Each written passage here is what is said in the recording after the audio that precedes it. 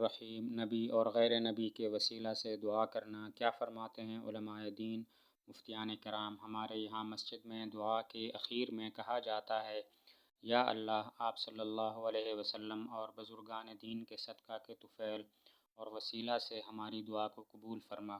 تو وسیلے سے دعا مانگنا جائز ہے یا نہیں؟ بالتفصیل جواب مرحمت فرمائیں۔ مطلب یہ ہے کہ دعا کے آخر میں وسیلہ کے ساتھ دعا کرنا کہ یا اللہ حضور صلی اللہ علیہ وسلم کے وسیلہ سے اور بزرگان دین کے وسیلہ سے ہماری دعا قبول کرنا۔ تو وسیلہ کے ساتھ دعا مانگنا جائز ہے یا نہیں ہے؟ جواب: نبی کریم صلی اللہ علیہ وسلم کے توسل سے دعا مانگنا حدیث اور اجماع سے ثابت ہے۔ ويستفاد من قصة العباس رضی اللہ عنہ استحباب الاستشفاع بأہل الخیر والصلاح وأہل بیت النبوۃ، کہ حضرت عمر رضی اللہ تعالیٰ عنہ نے استسقاء کے لیے دعا مانگی تھی کہ اے اللہ ہم تیرے پیغمبر علیہ السلام کے وسیلہ سے دعا مانگا کرتے تھے تو بارش عطا فرماتا تھا، اب ہم حضور صلی اللہ علیہ وسلم کے چچا حضرت عباس رضی اللہ عنہ کے وسیلہ سے دعا مانگتے ہیں ہماری دعا قبول فرما اور بارش عطا فرما۔ چنانچہ دعا کے بعد بارش ہوئی، جیسا کہ امام بخاری رحمۃ اللہ علیہ نے نقل کیا ہے عن انس بن مالک رضی اللہ عنہ ان عمر بن الخطاب رضی اللہ عنہ كان اذا قحطوا استسقى بالعباس بن عبد المطلب فقال اللهم انا كنا نتوسل اليك بنبينا صلی اللہ علیہ وسلم فتسقينا وانا نتوسل اليك بعم نبينا فاسقنا قال فيسقون۔ مذکورہ حدیث پاک سے واضح ہو گیا کہ نبی کریم صلی اللہ علیہ وسلم کے وسیلہ سے اور غیر نبی جو اللہ کے محبوب و مقبول بندے ہوں ان کے توسل اور وسیلہ سے دعا مانگنا نہ صرف جائز بلکہ مستحسن ہے اور اجابت دعا میں مؤثر ہے۔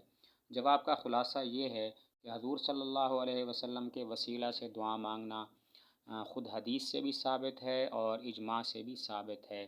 اسی طرح بزرگان دین کے وسیلہ سے بھی دعا مانگنا ثابت ہے۔ اس پر ایک واقعہ ذکر فرمایا کہ حضرت عمر رضی اللہ تعالیٰ عنہ نے ایک مرتبہ استسقاء کے لیے اس طرح دعا مانگی تھی کہ جس میں عربی کے الفاظ اس طرح ہیں: كان اذا قحطوا استسقى بالعباس بن عبد المطلب فقال اللهم انا كنا نتوسل اليك بنبينا صلی اللہ علیہ وسلم فتسقينا وانا نتوسل اليك بعم نبينا فاسقنا قال فيسقون۔ حضرت عمر رضی اللہ عنہ اس طرح دعا مانگا کرتے تھے جب قحط ہوتا، بارش نہ ہو رہی ہوتی تو پھر عباس ابن عبد المطلب ان کے وسیلہ کے ساتھ دعا مانگا کرتے تھے، اور عربی کے الفاظ کا ترجمہ یہ ہے کہ اے اللہ ہم حضور صلی اللہ علیہ وسلم کے وسیلہ سے آپ سے دعا مانگا کرتے تھے تو آپ ہم پر بارش برساتے تھے، اب ہم اپنے نبی صلی اللہ علیہ وسلم کے چچا کے وسیلہ سے دعا مانگتے ہیں تو ہم پر بارش برسا، تو فرماتے ہیں کہ پھر ان پر بارش ہو جاتی تھی۔ تو اس سے معلوم ہوا کہ وسیلہ کے ساتھ دعا مانگنا جائز ہے۔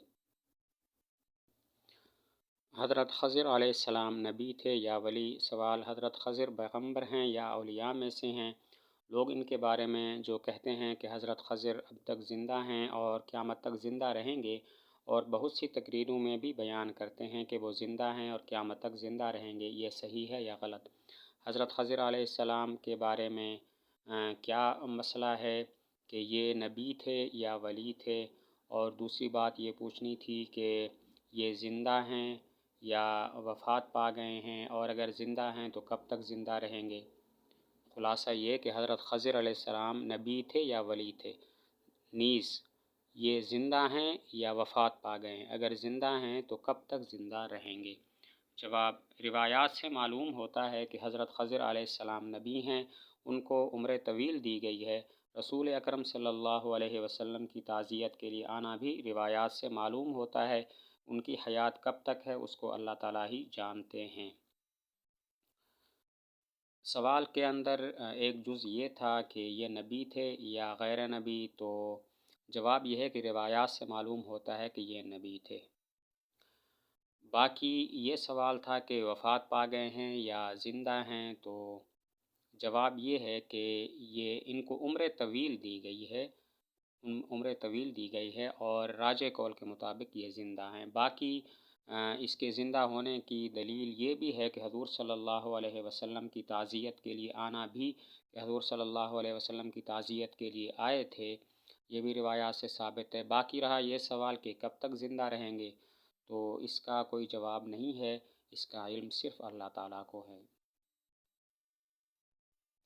بانی اسلام کون ہے؟ سوال زید کا کہنا ہے کہ لفظ بانی اسلام صرف اللہ تعالیٰ کو کہا جا سکتا ہے، جبکہ بکر کا دعویٰ کہ بانی اسلام حضور صلی اللہ علیہ وسلم کو بھی کہہ سکتے ہیں، اور عمر کا کہنا ہے کہ حقیقی اور مجازی معنی کے اعتبار سے لفظ بانی اسلام اللہ جل جلالہ اور رسول اللہ صلی اللہ علیہ وسلم اور نائبین رسول کو بھی کہا جا سکتا ہے۔ اب دریافت طلب امر یہ ہے کہ مندرجہ بالا فریقوں میں سے کس کا قول صحیح ہے؟ اسلام کے بانی کون ہیں؟ کیا بانی اسلام اللہ تعالیٰ ہیں؟ کیا بانی اسلام حضور صلی اللہ علیہ وسلم ہیں؟ کیا بانی اسلام حضور علیہ السلام اور نائبین رسول سب ہیں؟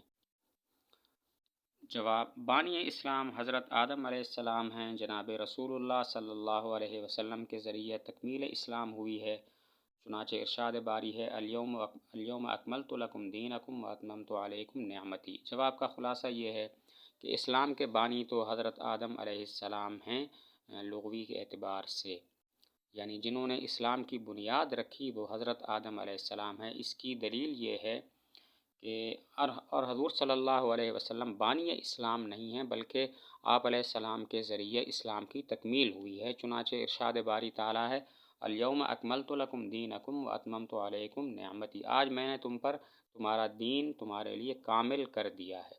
تو حضور صلی اللہ علیہ وسلم کے ذریعے دین کامل ہوا ہے۔ حضور علیہ السلام نے دین کی بنیاد نہیں رکھی، دین اسلام کی بنیاد حضرت آدم علیہ السلام نے رکھی تھی۔ کیا کسی عورت کے نبیہ ہونے کا ثبوت ملتا ہے؟ قصص القرآن جلد 4 میں مولانا حفظ الرحمن صاحب نے تحریر فرمایا ہے کہ عورتوں کے نبی ہونے کا ثبوت ملتا ہے، جیسا کہ ابن حزم رحمۃ اللہ علیہ اور ان کے متبعین حضرت مریم، حضرت سارہ، حضرت موسیٰ، حضرت آسیہ کو نبی ثابت کرتے ہیں۔ مولانا کی اس تحریر کے بارے میں آپ کی کیا رائے ہے؟ سوال کا خلاصہ یہ ہے کہ عورت نبی ہے، کیا کوئی عورت نبی ہوئی ہے؟ بعض حضرات تو فرماتے ہیں کہ حضرت سارہ، حضرت موسیٰ، حضرت آسیہ یہ سب کے سب نبی تھے، تو آپ کا اس بارے میں کیا خیال ہے؟ جواب: کوئی عورت نبیہ ہوئی ہے یا نہیں، اس بارے میں مفسرین و محدثین کے درمیان اختلاف ہے۔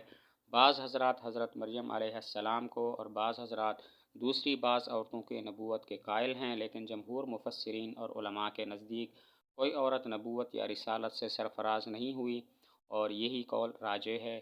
لہذا اصح قول کے مطابق مذکورہ فی السوال یا اس کے علاوہ کوئی عورت نبیہ نہیں ہوئی ہے۔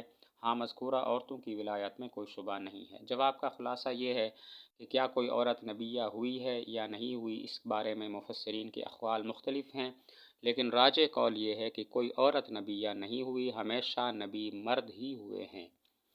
جن عورتوں کا سوال میں ذکر کیا گیا ہے تو ان کے بارے میں بھی راجح قول یہ ہے کہ یہ نبیہ نہیں تھیں۔ ہاں، البتہ اس میں شک نہیں ہے کہ یہ سب کے سب ان کو ولایت اللہ تعالیٰ کی جانب سے حاصل تھی، یہ ولیہ تھی۔